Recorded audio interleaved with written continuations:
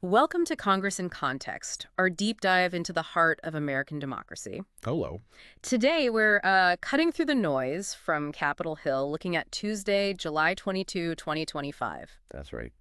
We want to bring you the key legislative actions, the debates, and, those moments that really impact your daily life. And we're keeping it balanced, keeping it informative. Our mission for this deep dive is really to pull out the important stuff from the Congressional Record. Help you get informed fast. Exactly. We'll look at big spending bills, crucial policy debates, even the personal recognitions. It shows the human side of Congress. Okay, so let's unpack this. Where should we start? Maybe the big legislative highlights. Sounds good. Let's start with a really significant one that was moving in the Senate. Okay. H.R. 3944. It's called the Military Construction and Veterans Affairs, Agriculture, and Legislative Branch Appropriations Act 2026. Right, a mouthful. That's a massive spending bill. It is. And consideration resumed in the Senate. And here's something interesting. The cloture motion. Uh-huh. The vote to end debate. Yeah, exactly. It passed with huge bipartisan support. 91 yeas to 7 nays. Wow, 91-7. That really signals they want to move this thing forward, doesn't it? Absolutely. It shows a strong push. And what's fascinating is just how broad this bill is. Yeah. It funds so many critical government functions. So break it down for us. What does this actually mean for, for people listening? Well, let's take Division A first. That's Military Construction and Veterans Affairs. It puts billions into MILCON projects, Okay. like for the Army, Air Force, Navy. But critically, it also pumps huge funding into the Department of Veterans Affairs. How huge? We're talking over $241 billion just for compensation and pensions. Whoa! Plus, big sums for medical services, community care, updating facilities, and there's over $650 million for the Cost of War Toxic Exposures Fund. That's incredibly important for veterans dealing with those issues. A huge amount just in Division A. It really is. What about other areas? Stuff that might hit closer to home for families, maybe? Definitely. Division B covers agriculture, rural development, and the FDA. This part directly impacts, like, your food supply and rural communities. Oh, so? It funds the Secretary of Agriculture's office, marketing, vital programs like watershed and flood prevention, over $52 million there, helps protect communities. Okay. You've also got over $351 million for rural development salaries and expenses. And a good chunk of that, $75 million, is for IT, helping modernize services in rural areas. Right, bringing those areas up to speed technologically. And for families, anything specific? Yes, a major highlight in Division B, a whopping $36.2 billion for child nutrition programs. $36 billion. That's school lunches, other food support for kids. Huge. Massive. But what's also kind of intriguing, especially with markets changing so fast, Yeah. is a detailed amendment defining hemp and hemp-derived cannabinoid products. It even tells the FDA and USDA to report on how it's working out. So Congress is getting into the nitty-gritty of the hemp and CBD market. That shows how these bills can shape new industries, right? Precisely. And then there's Division C, that allocates funds for the legislative branch itself. Like Congress's own budget. Yeah, basically. Hmm. Includes $71.4 million for the Congressional Budget Office, the CBO. And $500,000 of that is specifically for making budget estimates more transparent and accessible. More data for the public and lawmakers. That sounds good. Right. It also funds the Copyright Office and the Congressional Research Service, CRS. Kind of the behind-the-scenes engines. Gotcha. And wasn't there action on nominations, too? Yes, good point. The Senate confirmed several judges and executive nominees, 2 U.S. district judges, Joshua Devine and Christian Stevens, Okay. Aaron Lucas as Principal Deputy Director of National Intelligence, and Bradley Hansel as Undersecretary of Defense for Intelligence and Security. And those votes can be tight sometimes, can't they? They often are. A couple of those judge confirmations were 50-47, pretty narrow margins. Okay. Switching gears a bit, Congress also looked at a really tough issue, protecting kids from exploitation online. Yeah, a very serious focus. There were detailed amendments to Title 18, Chapter 110, specifically targeting child pornography and sexual exploitation. What's the key change there? Well, a new section, 2255A, it creates an additional remedy for victims against online platforms and app stores. Meaning Victims could sue if a platform intentionally, knowingly, or recklessly promoted or helped these awful acts. that sounds like a significant new tool for victims. It is, and what's really notable, there's no time limit for filing these complaints. That gives victims recourse, potentially years later. That's huge. What about encryption? That's always a tricky part of this debate. Super tricky. The bill tries to address it carefully. It says using end-to-end encryption alone isn't automatically grounds for liability. Okay. But evidence of how it was used can still be brought in court if it's relevant to proving intent or, fighting a claim. It's a very fine line they're walking legally. It certainly sounds like it. Does it offer platforms any way to defend themselves? It does. There's a defense. If providers take down the illegal material reasonably quickly, like 48 hours or 2 business days for smaller companies, shows a good faith effort. Right. And it also adds sanctions for people who repeatedly file bad faith lawsuits or defenses, trying to prevent misuse of the system. Seems like a comprehensive attempt to tackle a really difficult, horrible problem. Absolutely. Yeah. Now let's jump over to the House. They passed a couple of interesting bills, too. Okay, what did they work on? First, H.R. 3937, the Wabeno Economic Development Act, passed by a pretty good margin. Wabeno, what's that about? It's very local, but important locally. It allows federal land in the Checkamauga Nicolet National Forest to be transferred to help a small business, Tony's Ready-Mix. Okay, why is that needed? Well, this area in northern Wisconsin has tons of federal land, not much private taxable land. And this company, vital for local infrastructure, was about to run out of aggregates like sand and gravel. Ah, so without this land transfer, they'd be in trouble. Exactly. Facing a crisis in maybe 2 years. That's a clear example of federal policy impacting a local business directly. Anything else in that bill? Yes, and this is pretty significant. It also tells the Secretary of the Interior to review the whole federal permitting process for getting stone, sand, and gravel off federal lands. Trying to streamline it. That's the goal. Identify holdups, recommend solutions, could speed up construction projects that rely on these materials. Interesting. What else passed the House? Also, H.R. 1917, the Great Lakes Mass Marking Program Act of 2025. This one passed with really strong bipartisan support, 360 to 57. Mass marking program. What does that do? It basically makes an existing program official law. They tag fish raised in hatcheries in the Great Lakes. Why tag them? So you can tell them apart from wild fish. It gives crucial data for managing the fisheries for conservation, helps keep the lakes healthy for future generations. Makes sense. Important for that region. And wasn't there news on the digital front, too? Something about crypto? Yes, big news there. President Trump signed the Genius Act into law. The Genius Act. What's the claim there? It's being called the first major digital assets bill in American history. The goal is to bring crypto and digital assets more into the mainstream by setting up a clearer regulatory framework. They want to position the U.S. as a leader in financial innovation. The crypto capital of the world, as they put it. Okay, aiming for clarity and leadership in that space. Let's shift now to some of the political dynamics, the speeches we heard. Right, there were definitely some notable moments. One member spoke out really strongly about the Federal Reserve. What was the concern?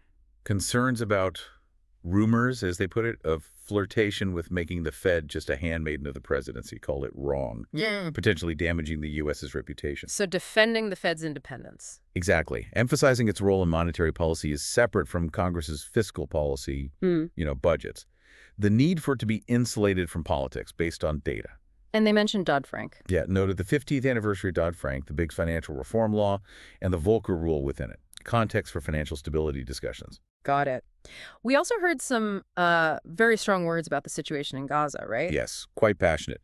A member used terms like collective punishment, ethnic cleansing, even genocide to describe conditions there, denial of food, destruction. And refused funding. Explicitly said they wouldn't vote for any more money in support.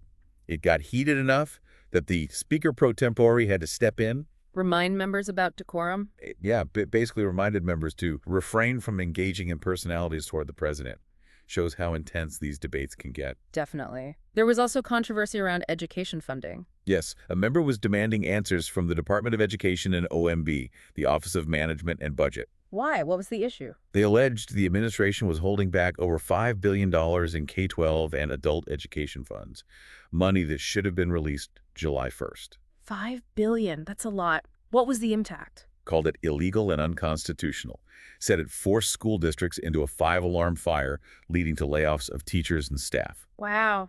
Was this a partisan complaint? Well, the member noted that over 150 House Democrats and 42 senators, including 10 Republicans, had also called for the funds release. So significant bipartisan concern there. Interesting. Shows how executive actions or inactions can ripple down to local schools very quickly. What about disability employment policy? Ah, yes, a spirited defense of something called 14C certificates. Remind us what those are. They allow certain employers, often called work centers, to pay individuals with disabilities less than the federal minimum wage. Places like Green Valley Enterprises or RCS Empowers were mentioned. And the member was defending this? Yes, praised these centers for providing independence, social opportunities, income. They criticized the Biden Department of Labor for trying to eliminate them, saying it would force disabled people to just watch television. But thanked the previous administration. Right. Thank Trump's Department of Labor for keeping these certificate programs. It really highlights a deep disagreement over the best way to support employment for people with disabilities. Opportunity versus fair wages. A complex issue. Let's talk trade. Tomatoes. Yes, tomatoes. A member from Arizona spoke out strongly against the Commerce Department's decision to end the tomato suspension agreement with Mexico. What does ending that agreement mean? It means imposing a 20% tariff on tomatoes coming from Mexico. The member called this a political choice. With economic consequences. Big ones, they argued. Said it would raise prices for American consumers directly and threaten over 22,000 jobs just in Arizona, plus billions in economic activity. This was despite apparently 136 Arizona businesses wanting to keep the agreement. Shows how trade decisions hit specific states and industries hard. We also heard about FEMA.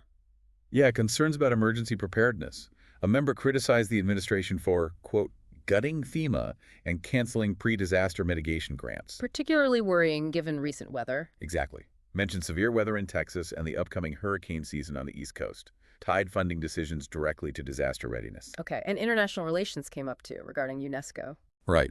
A member expressed horror at the administration's decision to withdraw from UNESCO, called it uninformed, ill-conceived, and self-inflicted. What was their argument for staying in? They praised the organization's leader for reforms, for efforts against anti-Semitism, suggested the withdrawal was driven by mindless opposition to multilateralism and wasn't discussed with Congress. Shows that ongoing debate about America's role in international bodies. And finally, a really sobering topic. Nuclear arms control. Yes, deep concerns voiced about a potential new nuclear arms race.